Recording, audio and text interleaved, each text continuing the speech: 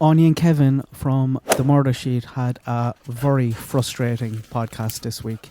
Half of it was really good with some good data, not really delivered well, and they haven't released the data publicly yet, but it's still of value. And the second half was very disappointing, in my opinion. I'll start with the bad half. The Murder Sheet has Kegan's commissary account and his visitor logs. I'm very interested in the money, the pattern of money Kegan received, and his visits from Tony. I'm not so much interested in his visits from other women. There's no real value there for me. I'm fully aware that Kegan is a creep. I think there's 5 women now who are going to visit him on a regular basis, or were going to see him on a regular basis. Murder Sheet, Anya and Kevin reached out to all of them, only one got back. And the second half of the podcast was an interview with her. I do not think the Murder Sheet vetted this person proper. This is someone who has mocked the family, someone who has blamed the family, someone who has made sketches of the murders, someone who mocked the girl's weight. Just vile, nasty stuff. I have no time for people who go after the family, go after Kelsey. I will immediately block those comments and those lunatics from the channel. And this is someone who Becky Patty herself has called out in the past for hurting the family. And then the Murder Sheet have her on. So 1 week, Anya and Kevin are telling us how ethical they are and write up and release a declaration of principles. And then the following week, you're having Kelly Brown on. Are you having a laugh? I have to believe that this is a mistake, that they didn't vet this person correctly. Because if they did and still decided to put her on the podcast, to give her a platform, it's even worse. But I want to give them the benefit of the doubt. Maybe they didn't know the full extent of this person and what she has done.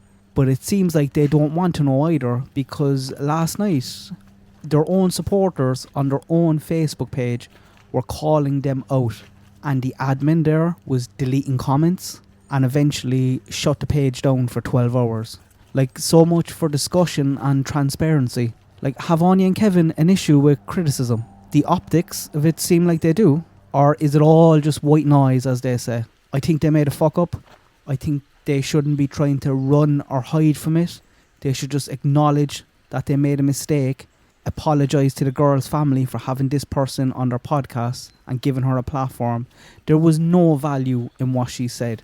You couldn't even hear her anyway.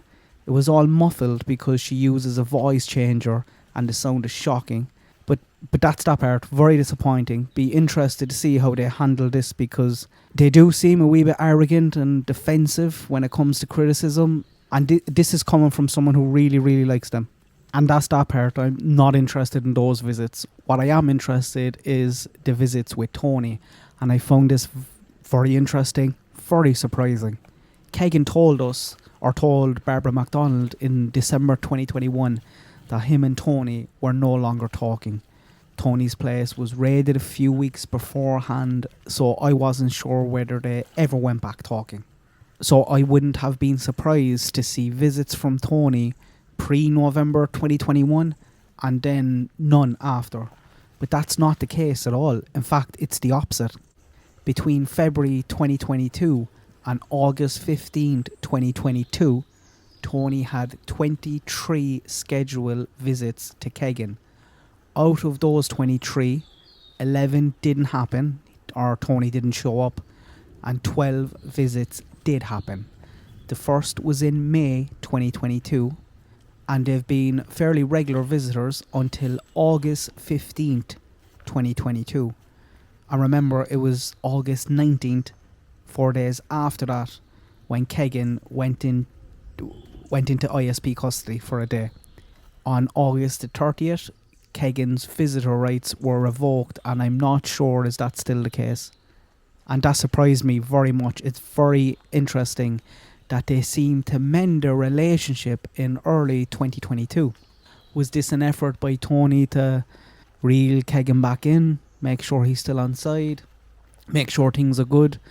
It's interesting timing, as the visits didn't really start until some documents started coming out. And it does also, it seems like something did happen at the end of 2021 with Tony and Kegan. Not from the visitor log, you can see this in the money log. Kegan was whinging and crying to Barbara that his dad wasn't talking to him, and this is shown in the money. I tried my best to take down and plot all the numbers that Anya and Kevin said. I wanted to make a graph. It was really difficult to kind of visualize it as they were calling out random numbers from random dates. I need to see it on a graph. Someone calling out numbers on a podcast and jumping all over the place with months and years was very confusing. But here is the high level overview of the years. So for 2020, and remember Kegan only went in August, there was 470 put in his commissary account. In 2021 there was 2906, and in 2022 there was 1589 up until September. So a significant drop there from 2021 to 2022. And also Anya and Kevin were saying that the majority of the 2021 money, a lot of that is in the first 6 months of the year. Again, they started calling out numbers, and I tried my best to take them all down and graph them. I'll show screenshots here of the graph, but I'm missing a lot of figures here because when I add up the figures that they called out, I only get like 45% of the total yearly figure. So I'm missing a lot. But there was definitely, you can kind of see the money, like even in January it was 450, in December it was 61.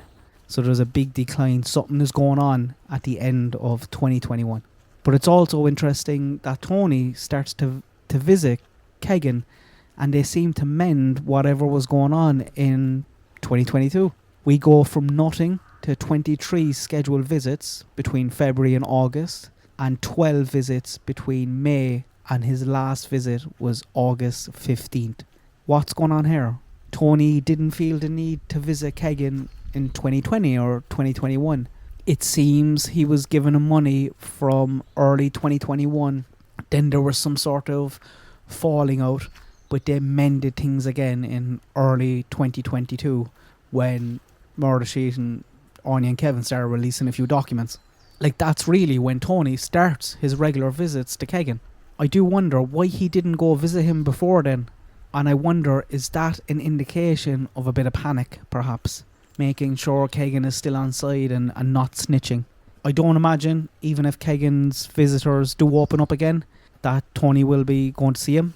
I'd be very surprised considering a couple of days after his last visit on August 15th, Kegan threw him under the bus and snitched and squealed like the pig that he is. Kegan is struggling at the moment, it seems. On September the 21st, he only had 36 cents in his fund, but I think 50 came in maybe after that. Please don't feed him. Don't be getting on to him. Don't be giving him money. And let me know what you think about Tony and his visits. Were you surprised by that? And do you think there is anything in it? Do you imagine Tony is going to be visiting Kegan again? I don't think so. Let me know what you think. Good luck. God bless. I hope today is the day.